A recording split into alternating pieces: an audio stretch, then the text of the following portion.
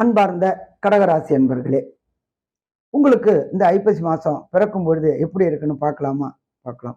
கடந்த காலகட்டங்களில் குரு பகவானானவர் தனக்காரனானவர் 12ல இருந்து ஒரே குழப்பம், பதட்டம், பயம், பொருளாதாரத்தில் சறுக்கல்கள், பொருளாதாரத்தில் ஏற்ற இறக்கங்கள், மன கிளேச்சுமங்கள், பயம் கலந்த பதட்டம்.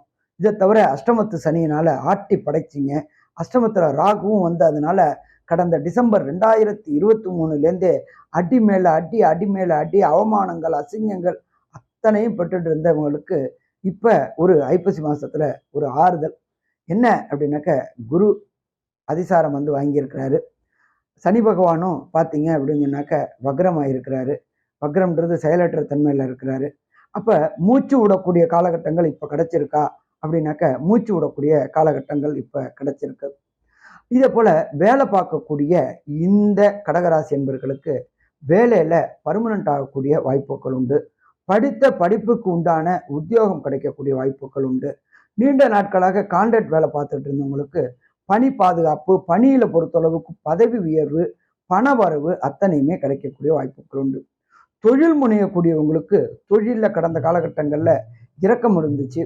இப்போ அந்த இறக்கமும் சுணக்கமும் மாறக்கூடிய வாய்ப்புகள் உண்டு. தனக்காரனான குரு அங்கே உச்சம் பெற்று இருக்கிறதுனால தொட்டதெல்லாம் பொன்னாகக்கூடிய வாய்ப்புகள் உண்டு. வீடு ரெனோவேஷன் பண்ணணும்னு நினைக்கக்கூடியவங்களுக்கு வீடு ரெனோவேஷன் பண்ணக்கூடிய வாய்ப்புகள் கிடைக்கும். அதனால கவலைப்பட வேண்டாம். 2ஆம் இடத்துல கேது இருக்கிறதுனால யாருக்கும் வாக்குறுதி கொடுக்கறத குறைச்சிக்குங்க. யாரு கூடயும் வாதம் விதாண்டாவாதம் செய்யறதையும் தவிருங்க.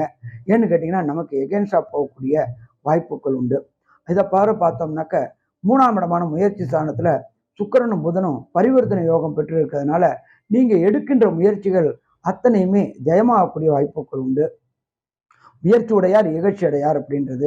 அப்ப எடுக்கின்ற முயற்சிகள் அத்தனையுமே சக்சஸ் ஆகக்கூடிய வாய்ப்புகள் உண்டு. மொத்தத்துல பார்த்தோம் அப்படின்னாக்க, கடகராசி என்பவர்களுக்கு இந்த ஐப்பசி மாசம் அமோகமான மாசம் சொல்லலாமா? அமோகமான மாசம் சொல்லலாம்.